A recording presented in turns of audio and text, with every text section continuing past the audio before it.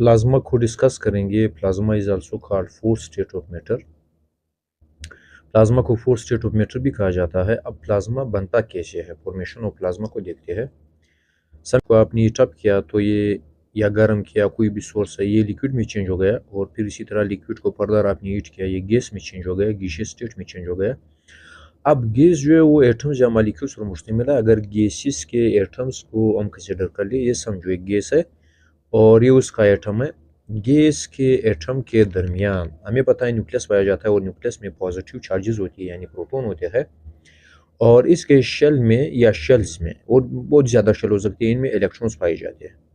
अब आप इसको फर्दर अगर हीट कंटिन्यू हो, टेम्परेचर कंटिन्यू हो, तो इस एटम से इलेक्ट्रॉन रिमूव होंगे, या तो ये सारे इलेक्ट्रॉन रिमूव होंगे या एक इलेक्ट्रॉन रिमूव होगा, तो इस एटम से पॉजिटिव आयन या फिर नेगेटिव आयन बन जाएगा। अब पॉजिटिव आयन यानी ज़ाहिर बात है प्रोटॉन एक ज़्यादा हो गया एटम में, और नेगेटिव आयन इसलिए बना कि इलेक्ट्रॉन रिमूव हो गया। अब ये जो एटम है, मतलब इस तरह के बहुत ज़्यादा एटम्स मौजूद है, कुछ एटम जो है वो अपनी स्टेट में मौजूद है, यानी उनसे कोई इलेक्ट्रॉन रिमूव नहीं हुआ। अब इस सारे स्टेट को, यानी ये जो हमारे पास न्यूट्रल एटम्स है जो गैसियस स्टेट में है, पॉजिटिव आयंस और नेगेटिव आयंस, इन सब के मिक्सचर को प्लाज्मा कहा जाएगा। तो प्लाज्मा को हम डिफाइन किस तरह करेंगे? High temperature physical state of matter having neutral atoms, electrons जो कि नेगेटिव आयंस भी कहलाते हैं, पॉजिटिव आयंस जिनको प्रोटॉन्स भी कहा जाता है जो एटम के अंदर होते हैं, एंड न्यूट्रल एटम्स। यानी प्लाज्मा वो फिजिकल स्टेट है, फोर्थ स्टेट ऑफ मैटर भी कहेंगे, जो कि न्यूट्रल एटम्स, इलेक्ट्रॉन्स और पॉजिटिव आयंस पर मुश्तमिल होता है। फिर about 99% of universe is made up of plasma. Universe का जो 99% है वो प्लाज्मा पर मुश्तमिल होता है। इसको बाद भी देखते हैं कि किस तरह मुश्तमिल होगा। हिस्ट्री को देखते हैं। First identified by William crook in 1879 in crook tube. सबसे पहले क्रूक ट्यूब में विलियम क्रूक ने इसको आइडेंटिफाई किया, और इसको नाम दिया प्लाज्मा को रेडिएंट मैटर का, यानी इससे पहले प्लाज्मा नहीं कहा जाता था 1879 तक। इसके बाद फिर 1929 में डॉक्टर इरविंग लॉन्गमीर नामी साइंटिस्ट ने प्लाज्मा को यानी इस टाइप ऑफ मैटर को प्लाज्मा का नाम दिया। So name plasma to ionise gas was given by doctor Irving Langmuir. अब प्लाज्मा प्रोडक्शन का सोर्स क्या होगा, यानी किस सोर्स से आप इसको प्लाज्मा को प्रोड्यूस कर सकते हैं? सो थर्मल, इलेक्ट्रिकल और लाइट। लाइट में फिर कौन सा सोर्स हो सकता है? अल्ट्रावायलेट लाइट, क्योंकि ये बहुत ज़्यादा पावरफुल होते हैं, और इंटेंस लाइट फ्रॉम लेज़र, या लेज़र के लाइट को आप इस्तेमाल कर सकते हैं जो कि बहुत ज़्यादा पावरफुल हो, उससे प्लाज्मा बन सकता है। फिर इसके बाद प्रॉपर्टीज ऑफ प्लाज्मा को देखते हैं। Plasma is overall neutral. Plasma जो है अपने याद रखना ये ओवरऑल न्यूट्रल होता है, क्योंकि प्लाज्मा में पॉजिटिव और नेगेटिव आयंस की तादाद जो होगी वो इक्वल होगी, और इसी तरह चूंकि प्लाज्मा में पॉजिटिव और नेगेटिव आयंस पाई जाती है, that's why plasma is good conductor of it and electric plasma is good conductor of electricity, यानी प्लाज्मा से बिजली पास हो सकती है। रीजन क्या होंगी? जिस तरह हमने पहले कहा कि आयंस पर मुश्तमिल होता है। प्लाज्मा चूंकि गैसियस स्टेज में होता है, दैट्स व्हाई हम कहेंगे कि plasma is no definite shape and definite volume. Plasma का ना तो कोई डिफिनिट शेप होगा और ना ही डिफिनिट वॉल्यूम होगा। So plasma is no definite shape and no definite volume. फिर प्लाज्मा चूंकि गैसियस स्टेट में होता है, it can easily be compressible. Plasma को आप इजीली कंप्रेस कर सकते हो, इनके मॉलिक्यूल्स या इनके एटम्स या इनके आयंस जो है वो एक दूसरे के नज़दीक नज़दीक आ सकते हैं by applying pressure. Free electrons जो मेटल में मौजूद हो, these electrons are also considered as plasma. इनको भी आप प्लाज्मा कहेंगे। So free electrons in metal are considered plasma. फिर यूजेस ऑफ प्लाज्मा को देखते हैं। Plasma light up offices homes, यानी प्लाज्मा की मदद से ही ऑफिसेस और ओम्स जो है वो उनको लाइटनिंग मिलती है। Plasma drive laser clean environment, यानी ये जरासीम खुश होगा और ये इन्वायरमेंट को क्या करेगा? ये जो लेजर है जो प्लाज्मा को प्रोड्यूस करता है, ये इन्वायरमेंट को आलूदगी से पाक करेगा।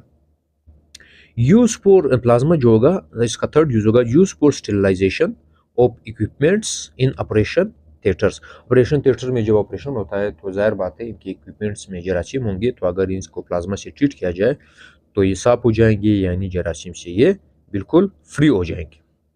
फिर प्लाज्मा का जो फोर्थ यूज होगा, use to destroy virus, bacteria, ETC. Bacteria virus जो है वो माइक्रो ऑर्गेनिज्म है, उनको प्लाज्मा की मदद से मारा जा सकता है या डिस्ट्रॉय किया जा सकता है। और इसी तरह प्लाज्मा का जो पांचवा यूज है, कंप्यूटर और जितने भी हमारे इलेक्ट्रॉनिक इक्विपमेंट्स है, this work on basis of plasma, ये प्लाज्मा के बेसिस पर काम करते हैं, यानी में भी प्लाज्मा पाया जाता है। फिर जब भी हम प्लाज्मा के एक और यूज़ को देखते हैं कि ये लाइट बल्ब्स में या ट्यूबलाइट्स में क्यों जलता है। आप फर्ज करें नियॉन गैस है, नियॉन गैस का ये इसका न्यूक्लियस हुआ, न्यूक्लियस में प्रोटॉन्स पाए जाते हैं, एविंग पॉजिटिव चार्ज। इसके पहले शेल में 2 इलेक्ट्रॉन होंगे, दूसरे शेल में 8 इलेक्ट्रॉन होंगे, तीसरे शेल में कोई भी इलेक्ट्रॉन नहीं होगा। अब आपने क्या किया हुआ है, आपने ये आप यूँ समझिए कि ट्यूबलाइट का ये फ्लश यानी एनोड हिस्सा है और ये कैथोड हिस्सा है। जब लाइट आ जाती है तो ट्यूबलाइट क्यों जलता है, इसका मेन रीज़न ये है कि जो नियॉन एटम के मतलब नियॉन गैस के एटम होते हैं, इनमें इस शेल से दूसरे शेल से इलेक्ट्रॉन एम्प्टी शेल में चले जाते हैं। दिस इज एम्प्टी शेल, ये जो आपको नज़र आ रहा है, दिस इज एम्प्टी शेल। जब इलेक्ट्रॉन यहाँ पर आए, यहाँ से आया, ये इनका अपना शेल था, इसको आप स्टेबल स्टेट भी कह सकते हो, ये अनस्टेबल स्टेट है, इसको आप ग्राउंड स्टेट कह सकते हो। और इस शेल के में जो इलेक्ट्रॉन आया हुआ है, इसको आप एक्साइटेड स्टेट कह सकते हो। यहाँ पर इलेक्ट्रॉन जो होगा अनस्टेबल होगा और ये वापस अपने शेल में आने की कोशिश करेगा। जब ये अपने शेल से इस शेल में गया, यानी ग्राउंड स्टेट से एक्साइटेड स्टेट में गया, तो इलेक्ट्रॉन ने एनर्जी ऑब्जर्व की, और जब ये यहाँ आया तो अनस्टेबल हो गया। जब ये वापस अपने शेल में आएगा तो एनर्जी वापस रिलीज करेगा, और ये जो एनर्जी रिलीज करेगा आपको लाइट नज़र आ जाएगी। तो ये हमारे पास न्यूटन साइन का प्रिंसिपल था। तो अब प्लाज्मा कैसे, यानी हीलियम गैस जो अगर इससे इलेक्ट्रॉन निकल जाए, इलेक्ट्रॉन निकल गए और प्लस की तरफ आए, तो आप यूँ कहेंगे कि plasma is formed. So that's why हमने लिखा हुआ है, when electric current is passed through neon gas it produce both light and plasma. Light का केस हमने डिस्कस कर लिया। प्लाज्मा क्यों प्रोड्यूस हुआ, क्योंकि इन्होंने इलेक्ट्रॉन को रिलीज किया। जब इलेक्ट्रॉन रिलीज होगा तो आयंस बन जाएंगे, and these ions are called plasma. Where is plasma formed, अब इसका अकरेंस कहाँ पर है, ये स्टार्स में पाया जाता है, और इसी तरह majority of Interstellar space in plasma is plasma.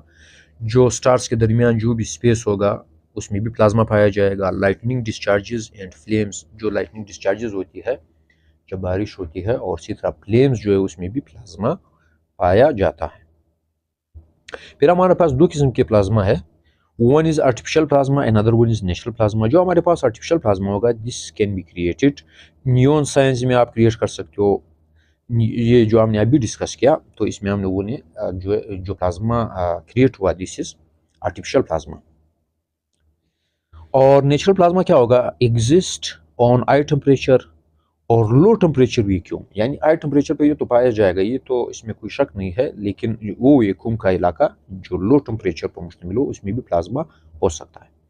Temperature of natural plasma is 20,000 degree Celsius. जो टेम्परेचर है नेचुरल प्लाज्मा का, this is 20,000 degree Celsius. Their energy so high that they evaporate any material they touch. ये temperature इतना ज़्यादा होता है कि अगर प्लाज्मा, इस किस्म का प्लाज्मा जिसका टेम्परेचर इतना हो, यानी 20,000 डिग्री सेल्सियस हो, किसी भी चीज़ को टच करे तो उसको वेपर में चेंज कर देंगे। Plasma at low temperature is are to maintain, जिस तरह हमने कहा कि यार वैक्यूम में जो प्लाज्मा होगा it is low temperature, but plasma at low temperature, यानी वो प्लाज्मा जिसका टेम्परेचर लो हो, इसको आप बरकरार नहीं रख सकते, यानी ये जो प्लाज्मा होगा वापस न्यूट्रलाइज हो जाएगा। रीजन क्या होगा, outside vacuum low temperature plasma reacts rapidly with another molecule to encounter, यानी लो टेम्परेचर पर जो भी प्लाज्मा होगा वो किसी और मटेरियल के साथ, और शर्त यह है कि आउटसाइड वैक्यूम हो, यानी वैक्यूम ना हो। तो ये जाहिर बात है, जब वैक्यूम ना हो तो ये दूसरे मॉलिक्यूल्स मौजूद होंगे तो उनके साथ ये रिएक्शन करेगा और इस पर जो चार्ज होगा वो खत्म हो जाएगा। Plasma is found on earth in few limited places. Plasma जो है वो ज़मीन में बहुत ही लिमिटेड प्लेसेस में पाया जाता है। तो ये हमारे पास प्लाज्मा का टॉपिक था, तो इसके साथ ये लेक्चर ख़त्म हो गया।